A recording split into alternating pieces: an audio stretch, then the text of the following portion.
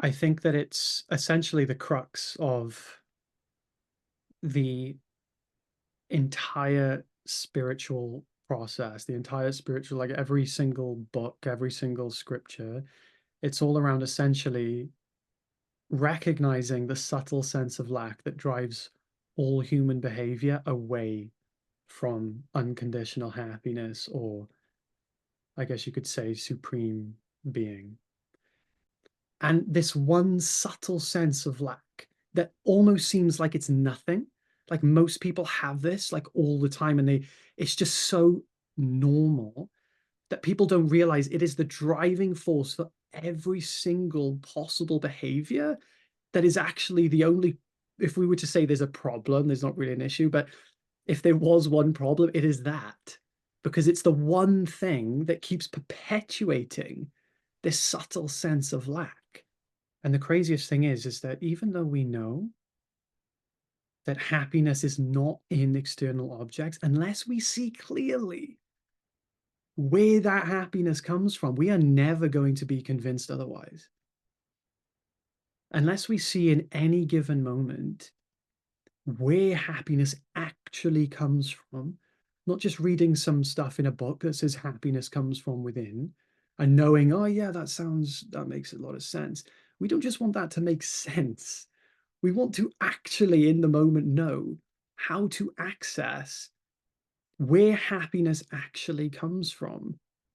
That is the only way that is going to end that surge. That's the only way that's going to put an end to that sense of lack. How I kind of facilitate these meditations is that these are investigations. And the reason that they are investigations or experiments is because of the mindset that goes behind it.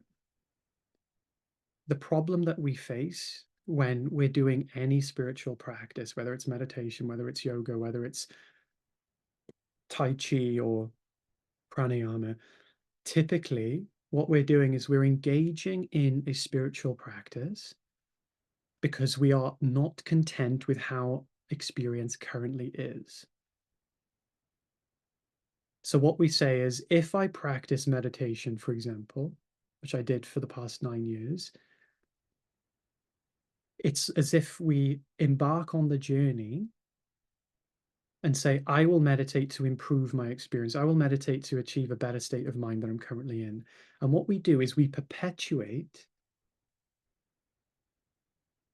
the very thing that we're trying to dissolve, which is what we could call the ego, which is essentially a belief in separation, a belief that I have a consciousness that exists inside my head amongst a world of separate objects and things.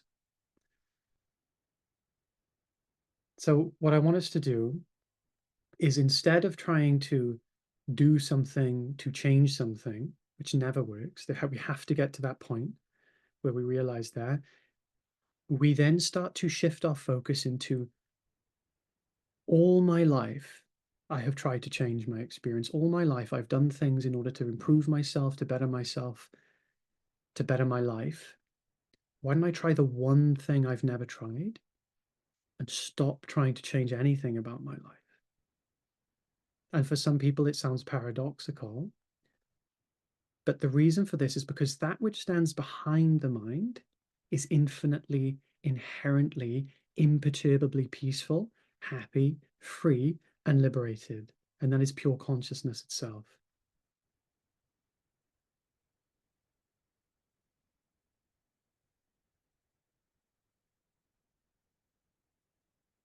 So, what we do instead is we seek the truth of experience.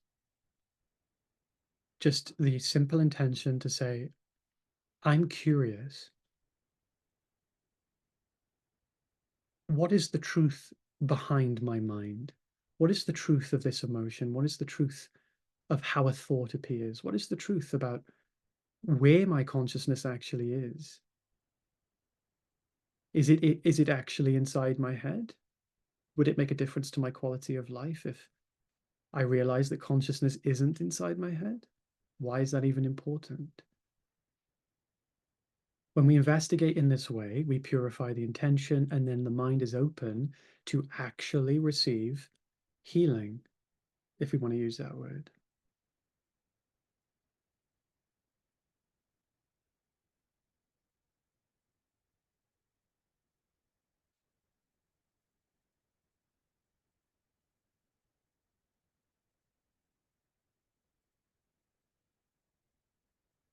So in this moment, close your eyes when you feel like closing your eyes. And I want you to be very sensitive to the subtle desires that arise, like the desire to close your eyes.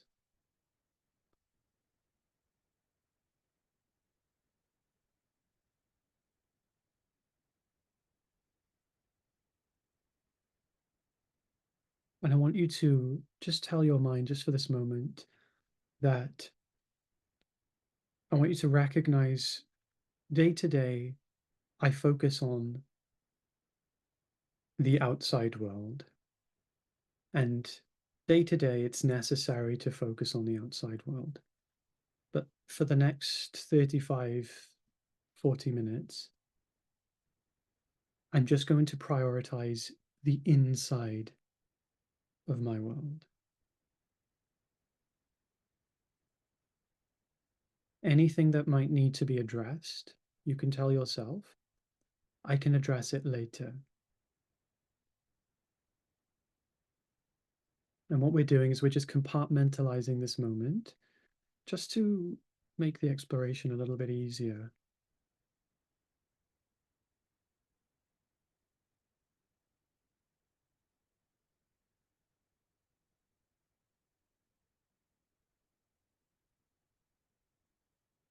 So we're going to start with this phrase that I'm sure we've all heard.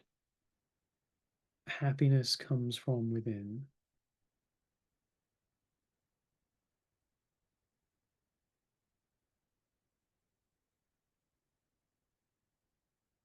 If what we're looking for is happiness,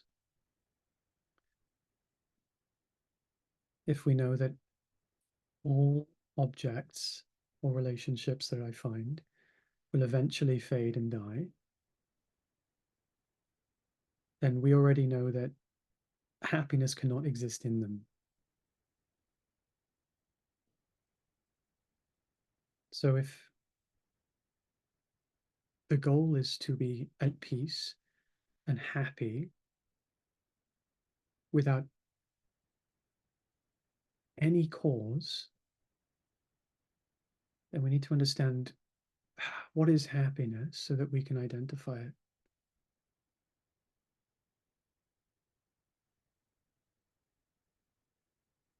Think about a time that you were 10 years old. When you were 10 years old, maybe you won a football game. Maybe you had a sleepover with a friend. Think of a moment where you were happy.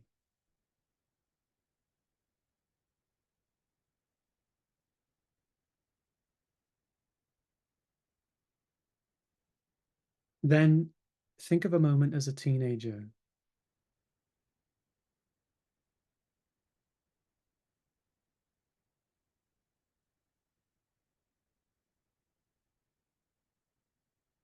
When you were a teenager, maybe you had your first kiss. Um, maybe you passed an exam. Maybe you had your first relationship. I want you to recognize the experience of happiness when you were 10 years old, and then your experience of happiness when you were 15 years old.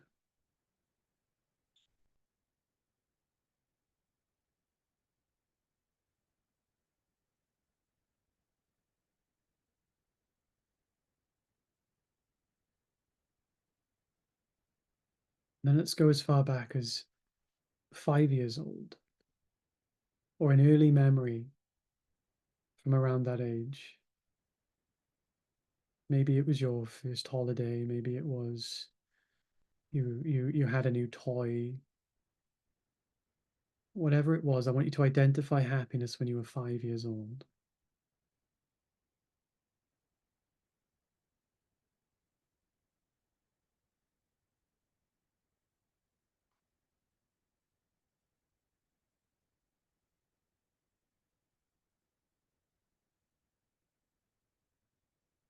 And then I want you to go to when you were 20 years old.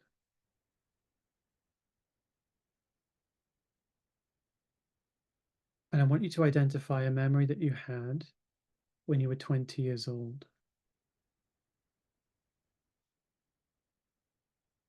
Roughly. You don't have to be exactly 20. And I want you to identify the experience of happiness when you were 20 or around 20 years old.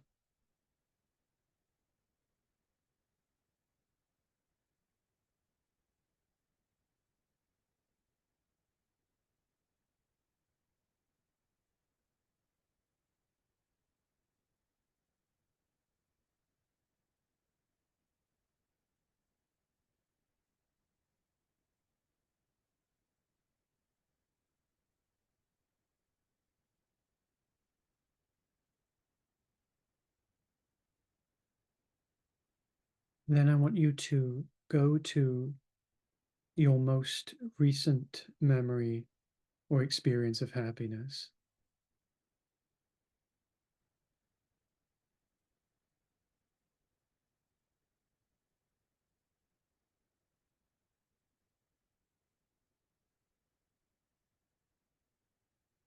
Doesn't have to be anything big. Can be, but it doesn't have to be.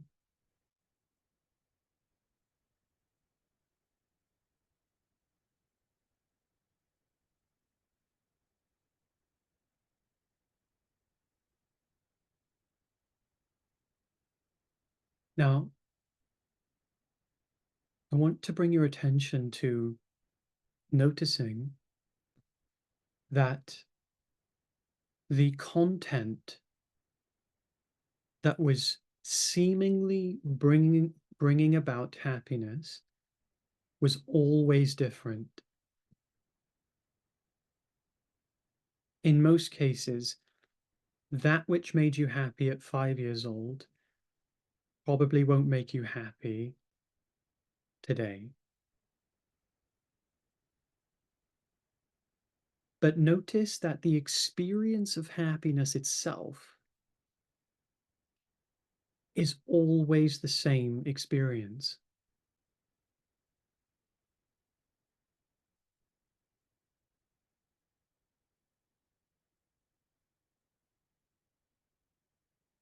So notice that the content always changes and evolves and doesn't always make you happy. Then notice that the experience, however, is always the same, the actual experience of happiness.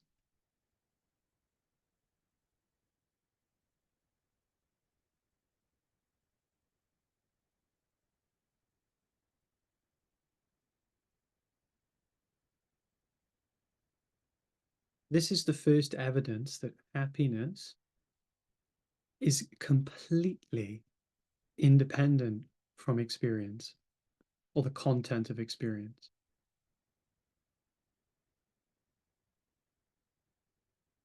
Now I want to bring your attention to the one who was experiencing each of those moments of happiness.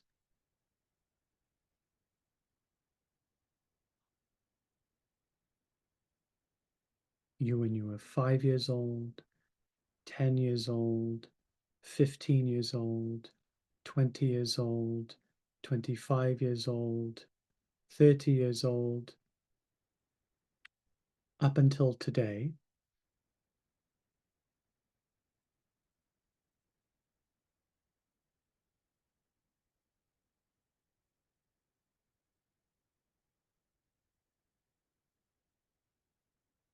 Notice that you are the one consistency in all changing experience. We don't need to know what that you is yet, but that you is the consistency to all experience.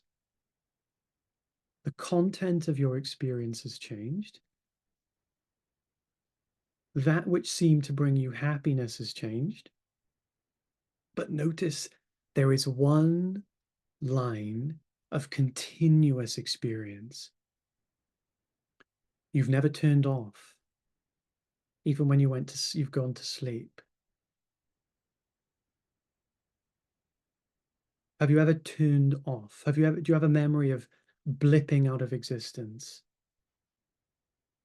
Or has there just been one seamless experience? Some may say, well, when I have deep sleep or when I fall asleep. Absolutely not. For one, you're dreaming and you don't remember it. And two, when you're in deep sleep, you're having the experience of no experience. Otherwise, you wouldn't be there to say that you didn't remember it because you were there. Henceforth, you know you couldn't remember it. So deep sleep is simply pure awareness with no content. Some people say it's no experience. Well, actually, it's the experience of no experience. So there has never been a time where you have not been aware. And notice that this one seamless experience has been one continuation of awareness.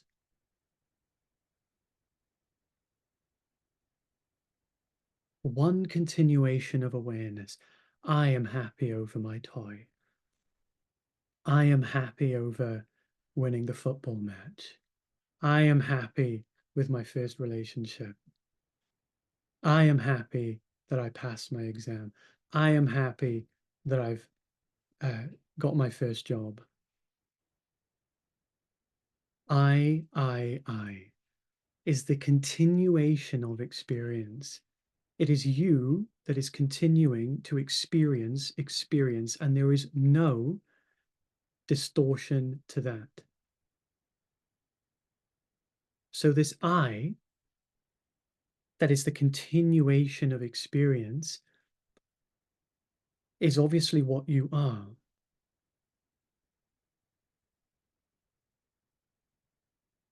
Now, tell me, that one that is experiencing, the same one that was there when you were 10 years old, 5 years old, 2 years old, is obviously the same I that is currently hearing these words.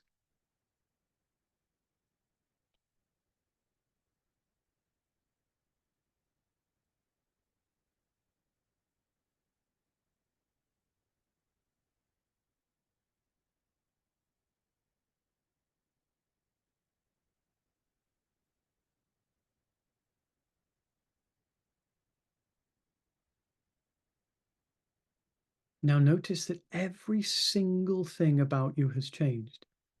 So how could it be the same I? Every single cell in the body goes through a complete death and rebirth.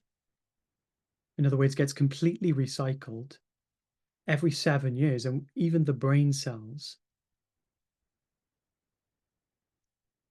even the skull.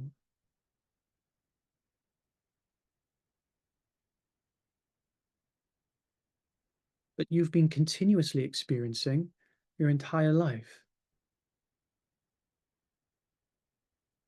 Thoughts have changed, feelings have changed, body has changed. But has there ever been an actual change in your experience of I? The experience to which you refer when you say the word I.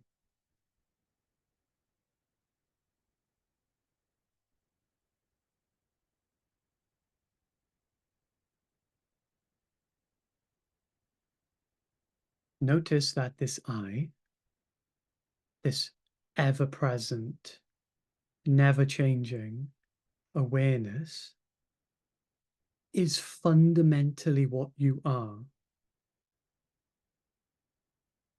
You're obviously not a cell. You're obviously not some type of body part. You're obviously not a brain. If you can't be a cell, you can't be a brain because it's made of cells. You're obviously not a thought because thoughts disappear and appear all the time. And you're obviously not a feeling because obviously you're not a feeling, right? Feelings come and feelings go. If everything, if everything in experience has come and gone, appeared and disappeared, but you have always been there in one consistent continuation,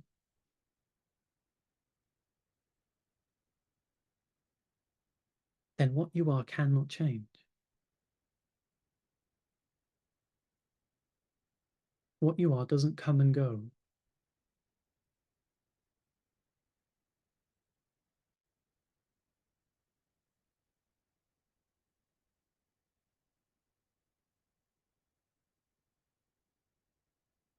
Now notice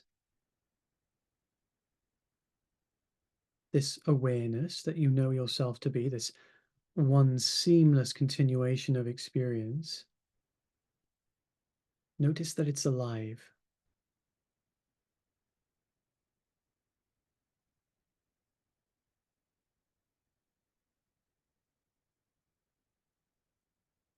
Notice the quality of aliveness.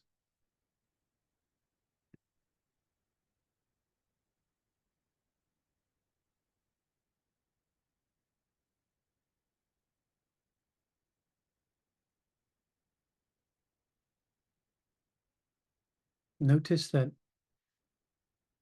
all your life, it has been a continuation of being alive.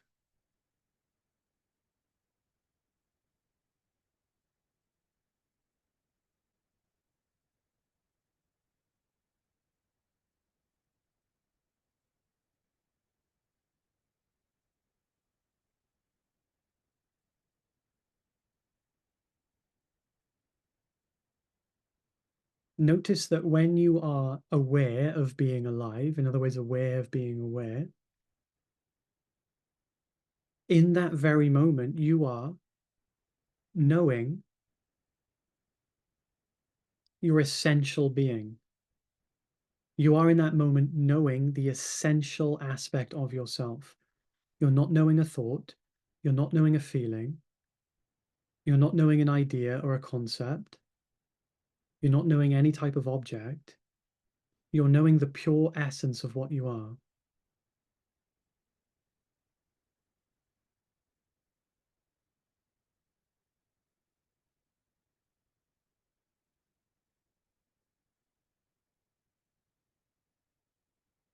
That pure essence of what you are.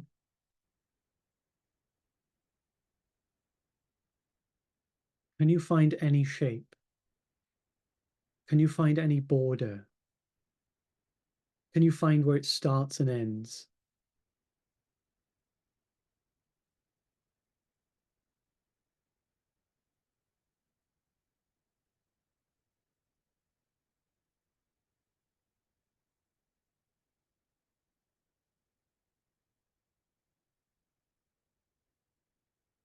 You'll notice that anything with a shape, anything with a border, anything that starts and ends is an object perceived by that which doesn't have a border, that which doesn't have a size or shape.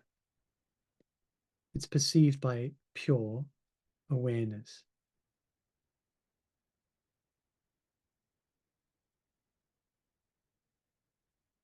Every time you try to describe something, notice the thing, aware of the thing you're describing.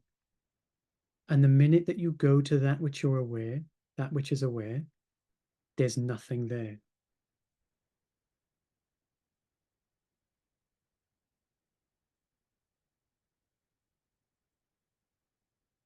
And when you know that you are in that moment, where there is nothing there to describe, that is meditation. That is pure meditation. That is absolute meditation. Even if it's just for a moment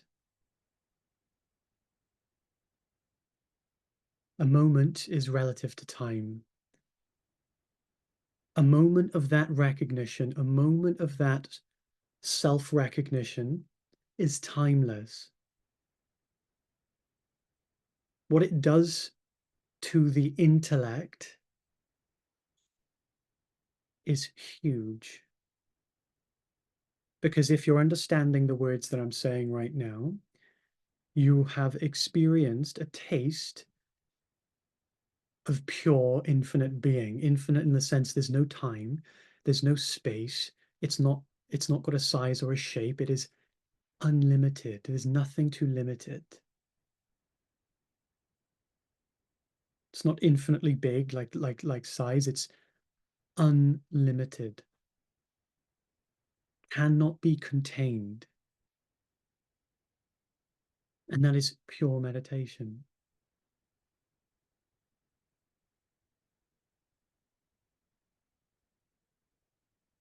Now,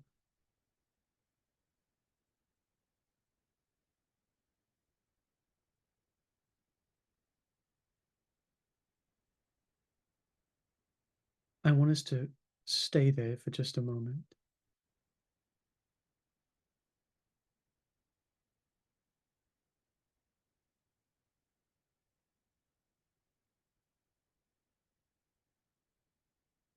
If your thoughts appear, if feelings appear, don't change them, don't try to push them away.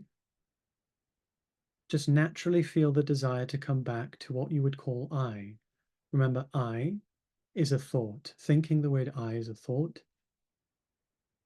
But when you go to where I is pointing to, yourself, you can take a quick pathway back there. I is the path to absolute meditation.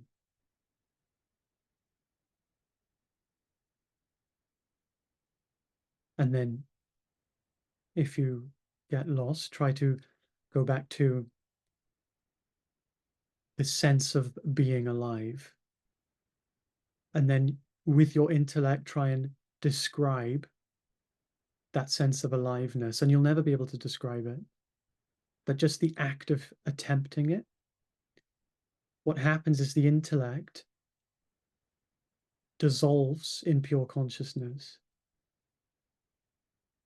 And that's pure understanding. If you understand when I say that the intellect dissolves in pure awareness, in other words, your intention to describe and analyze, when it hits that realization that it's describing something that cannot fundamentally be described, and it therefore experiences the undescribable.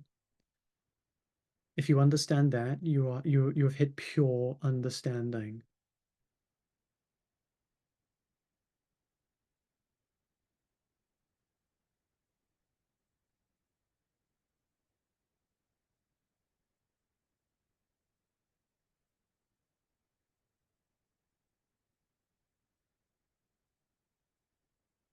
Only awareness understands. Understanding is not a process of the mind.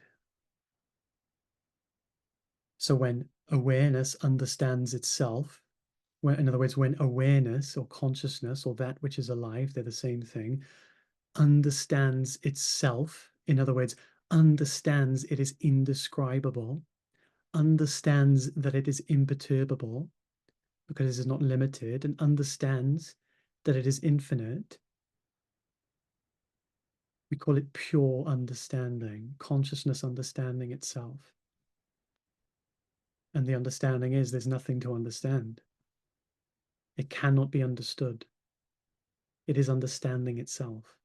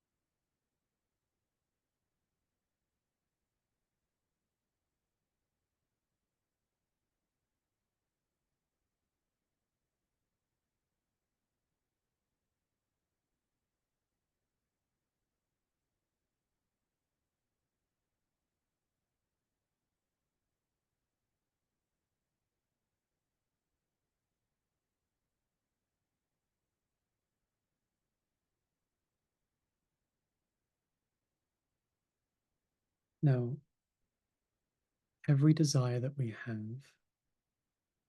is always, unless conscious, a subconscious desire to come back to that natural, simple experience of pure being or pure being alive.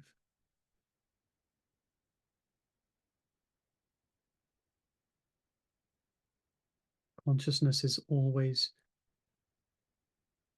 like gravity, coming back to itself.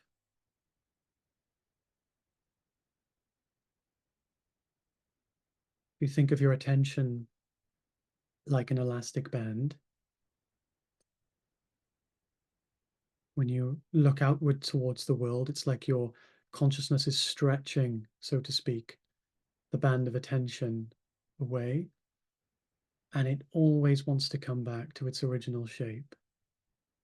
And what it does, depending on the level of awareness of the individual, the level of state of mind of the individual, is to what degree is relative to the degree of options that pure consciousness has to gravitate back in on itself.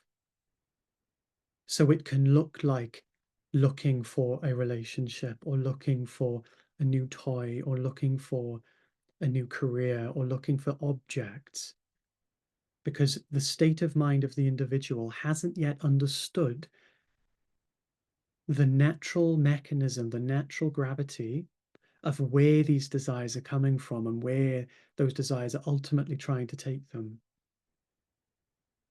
What we're doing here is, instead of taking a progressive path, instead of taking the path of 20 years of meditating in an ashram, instead of taking the path of 50 years of seeking through material objects, we're taking the direct path to go directly to that which all desires are trying to take us.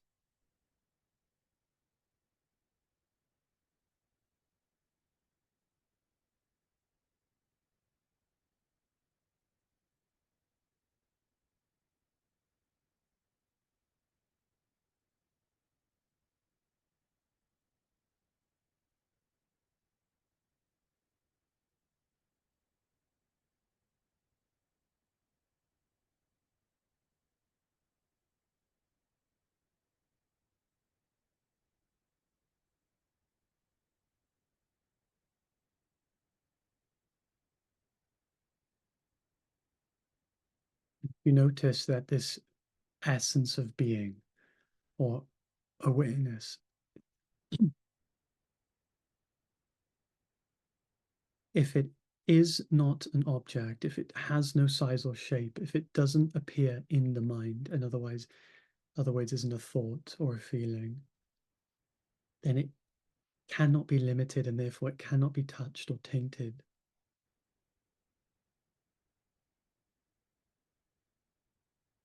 The word we use to describe something like that is peace.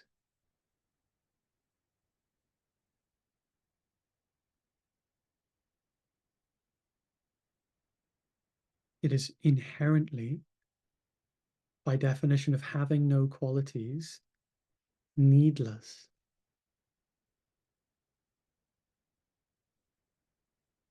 Therefore, it is ultimately fulfilled.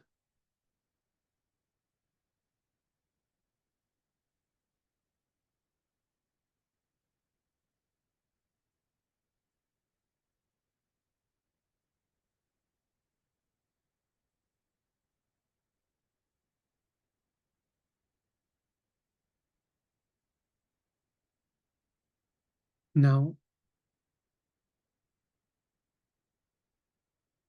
what I want you to do is to go back to every experience of happiness that we were referring to at the start of this exploration.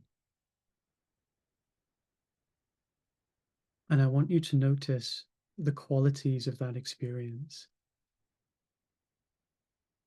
You were at peace. Nothing needed to change. You could not be disturbed. And you were alive, fully alive in those moments.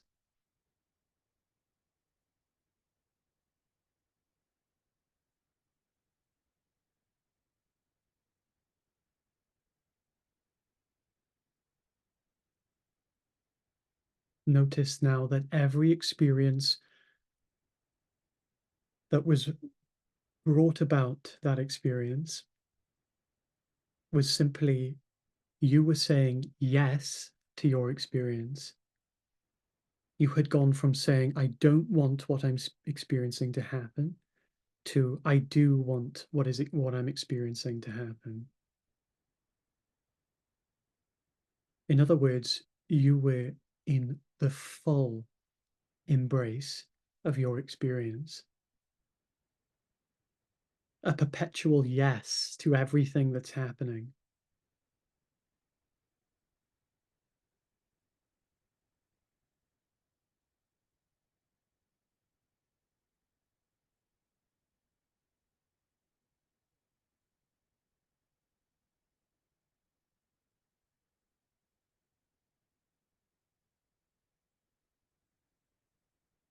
Now, notice now that that same yes to experience is the nature of awareness.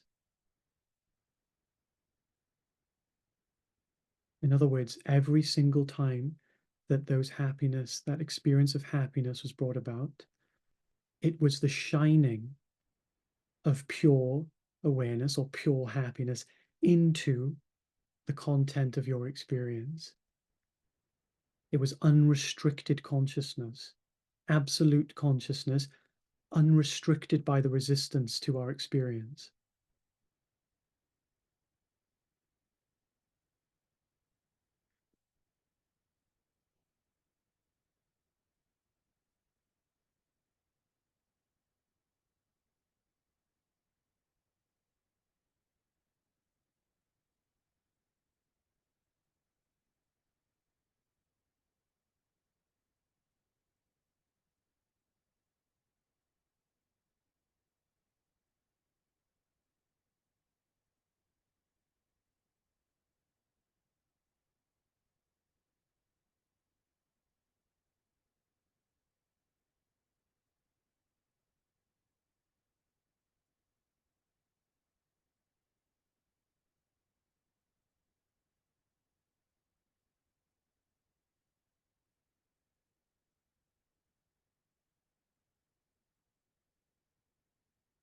In this moment now, recognize that that inherently free moment of complete fulfillment is already the nature of your current experience.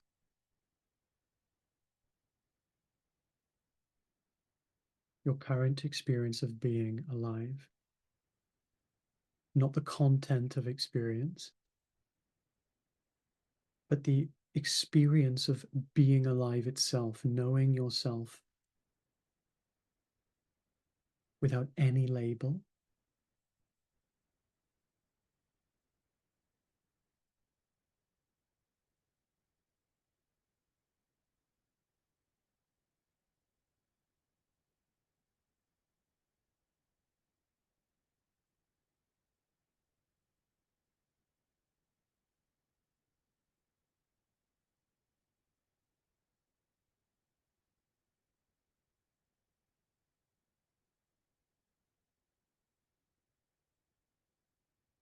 It's only when we forget this or overlook this,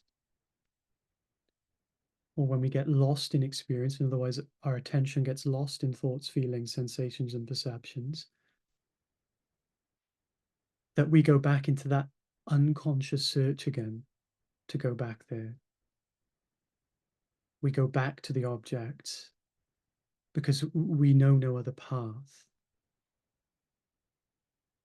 We have no other direction. So just like gravity, with whatever means we have at any given moment, based on essentially what we currently are capable of, we will go towards essentially the nearest thing that will take us back to that moment of, I want what is currently happening to happen. I feel alive again. My aliveness is shining unrestricted by the resistance I have to experience.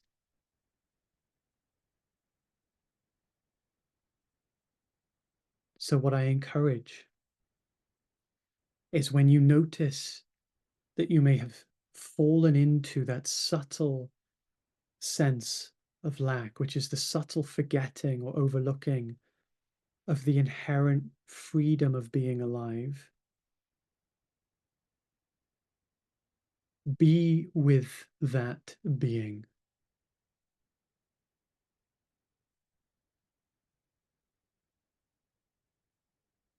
Instead of looking to the phone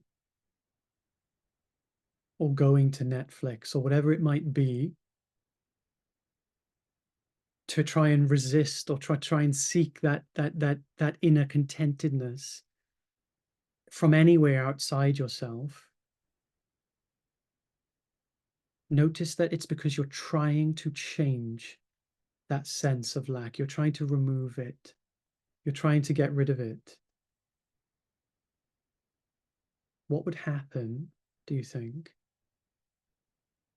if a feeling of resistance was tried to be removed? If you try to remove a feeling of resistance by doing something, all you're doing is adding more resistance to what is already made of resistance.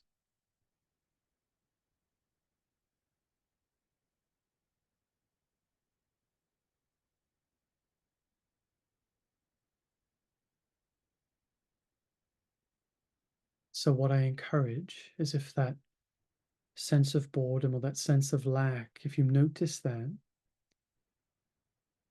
before you go to the object of experience, sit with it for as long as you can and go to your being. Go to where you know the source of happiness arises, just like we've done in this conversation, in this meditation.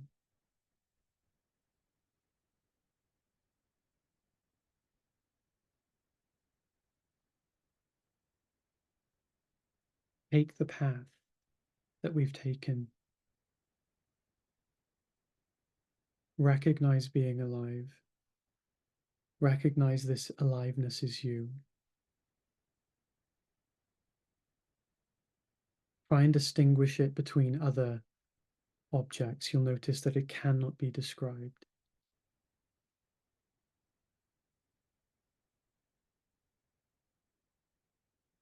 You feel resistance. Remember, you are no longer trying to remove resistance.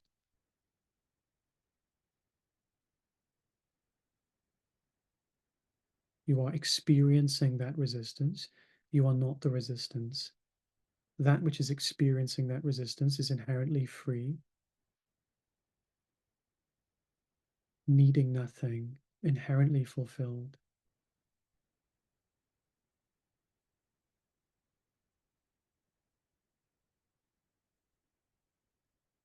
You'll notice that that boredom, that lack will start to dissipate.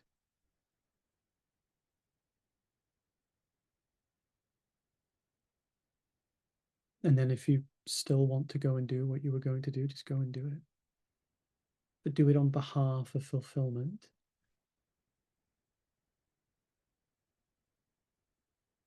As opposed to on behalf of trying to get something from that experience.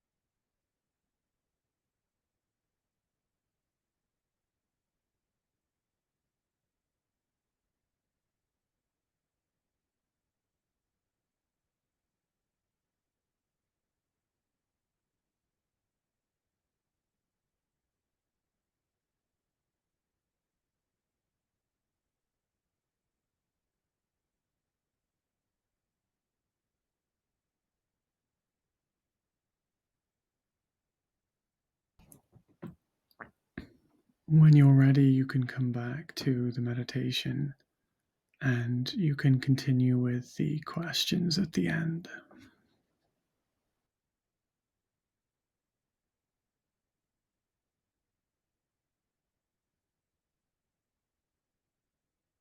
I know you said if we have any questions, one type of question, it's like, while we were going through you said find that all those moments of happiness, you know, and all of them sharing that one quality, Mm-hmm. and it's that same quality that we always try to experience in these meditations that in the past few days. Mm-hmm. And like, yesterday I was playing some basketball, you know, Mm-hmm. and it's like trying to merge this feeling of like absolute into like day-to-day life. So it's like I was playing basketball, it's like I felt it like I'm aware that I'm playing basketball. And it's like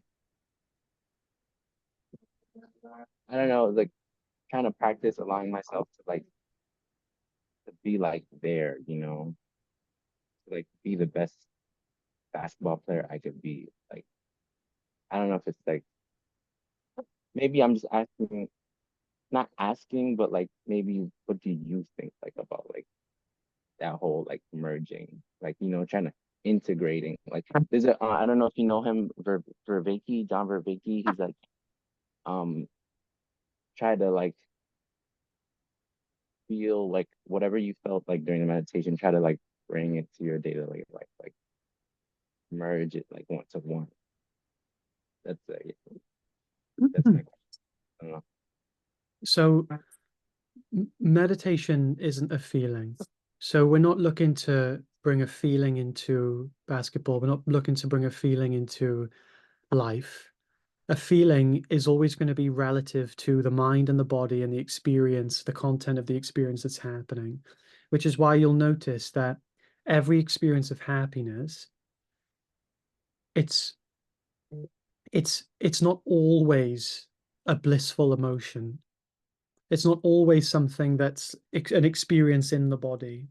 It's just typically, if there's been a lot of resistance, what can happen is that the relaxation of that resistance is going to release chemicals in the brain and chemicals in the body, which can feel on a biological level like what we consider happiness.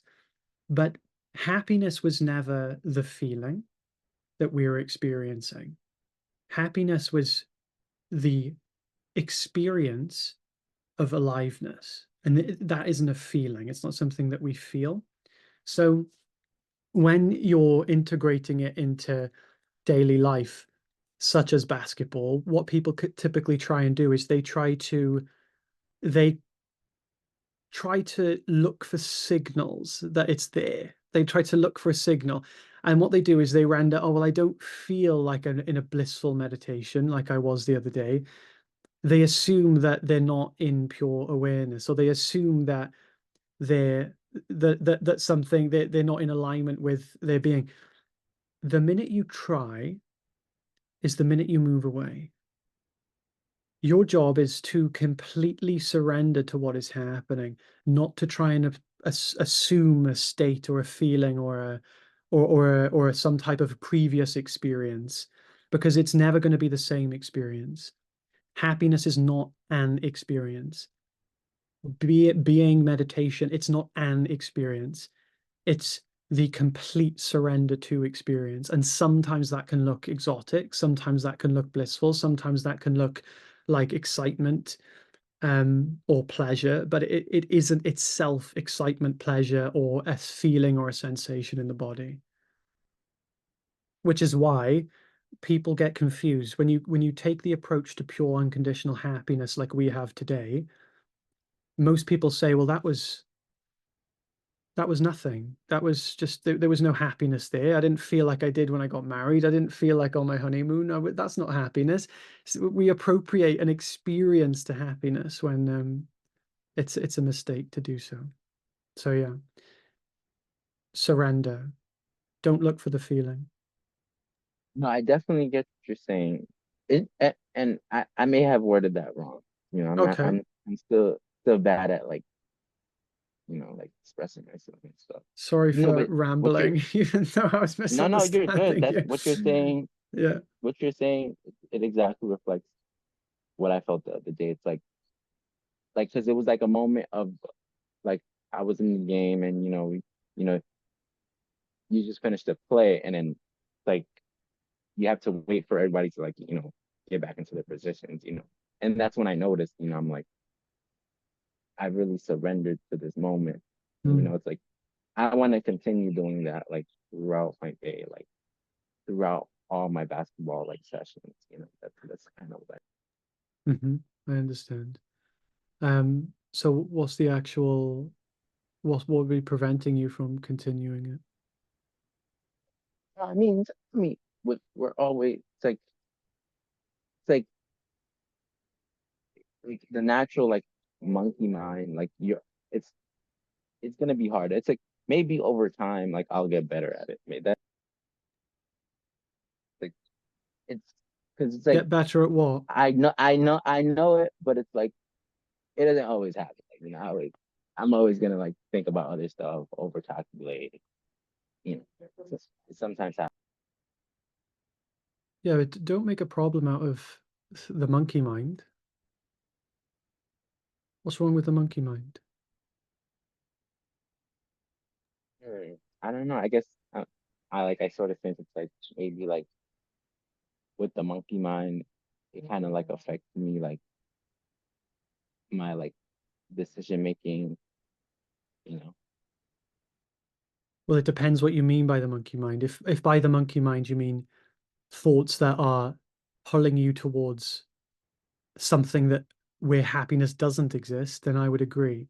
But if you mean thoughts being thunk at all, there is no issue with that. So really what you're saying is when you feel the pull towards an object to find happiness in, is that what you mean? exactly. Okay. So I would suggest exactly what we kind of went through here. When you notice the pull, because in basketball, you're saying yes to experience. There's nothing to change, right? You love it. You love playing basketball, so you're consistently in your state of pure being, and there's nothing needs to be changed. So then what you're doing is you're then using basketball as the vehicle. You're thinking happiness comes from basketball. So the minute I leave the court, happiness is left behind, and then you're just going into another function again, which is seeking, resisting, and suffering, and you're going into the activities that are henceforth from that. So it's like what you've done is you've imposed basketball is where happiness is. The minute you leave the court, your monkey mind or your habitual thinking, your habitual conditioning that still to some degree believes happiness exists in certain objects is looking again for the other objects, right? Whether it's thinking or whatever. So come back to where happiness exists. Come back to being alive. What you're doing in those moments, you're resisting being alive. You're saying, not, you're saying, I do not want what is happening. I want to go back to the basketball court. I want to get better at meditating so that I can then finally at the end of the line be happy, essentially, right?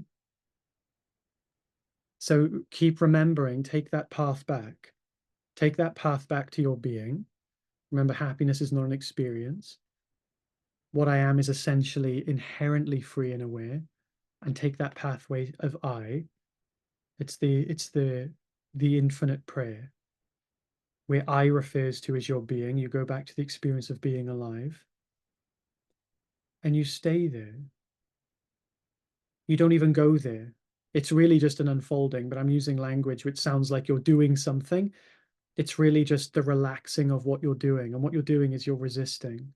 So the minute that you stop resisting that, which you can't do, you can't stop resisting. It's recognizing that which is inherently unresisting, which is your being.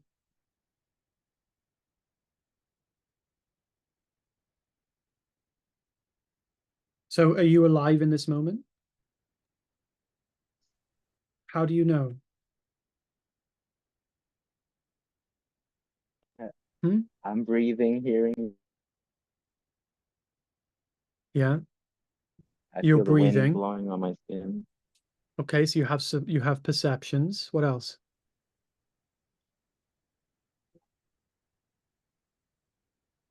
Uh, I have perception that I don't know what else. What else is there in the perception? I I feel like I don't know what else is beyond the perception. Okay. Well, how are you aware that there's perceptions at all? How do you know there's Well, perceptions? well, the five senses maybe. Well, the six. The five Maybe. senses are perceptions. How do you know there's perceptions? Guess it's that awareness of perception. You tell me. Is it or is it not? Yes, that's my answer. Awareness of perception. Yeah. So there's perceptions and then there's awareness, right? Tell me about the awareness. Yeah, it's more like it's more like it's just being, you know. So tell me, carry on. Tell me about the awareness. Yeah, it's more of like a just like being. It's like there's no effort. It's like you said, like right now, as I'm as I'm talking to you right now, it's like I'm talking, but I just like I realize that I'm talking with everything. It's like I don't know, like one way to describe it is like I was doing some laundry the other day, you know. I No, don't folded go back to laundry a thousand. memory. Don't use memories to describe what is currently you're currently experiencing because you're just going away from it. Describe it. I feel like it's just it's like unfolding in front of my eyes. Like like I'm the one talking, but like it's like I'm noticing myself. It's like the thoughts are just coming out of me. Like I don't I'm not it's hard. So you spoke about thoughts and perceptions, but tell me about the awareness. You keep going into thought and perception. How do you know that there are thoughts and perceptions?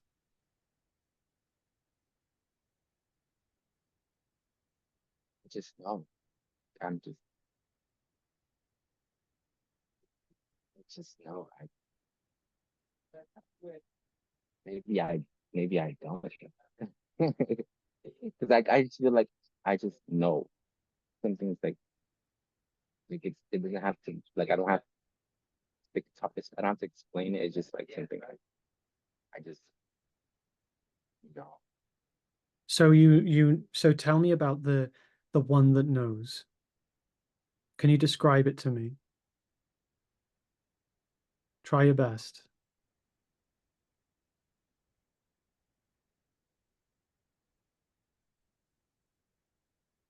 I can't hear you, sorry. I'm trying to kind of like